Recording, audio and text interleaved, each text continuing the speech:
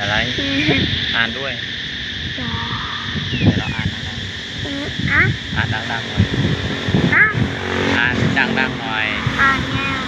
เขียนแล้วต้องสมมติอ่านว่าอะไร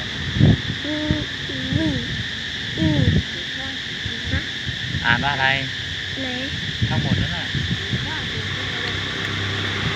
เร็วสีเหลืองเยลโล่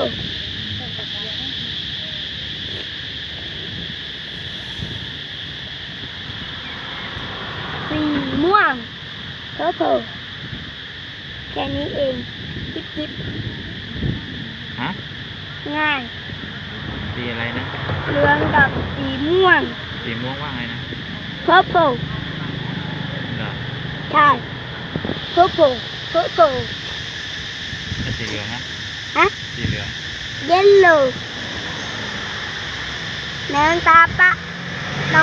องตาปะบ้างดิสีอะไรนี่จำด้วยไอ้พอให้ต้องเอาอ่านขี่มอไซค์ปล่อยมือ เรียบร้อย ไม่ก็ปล่อยมือ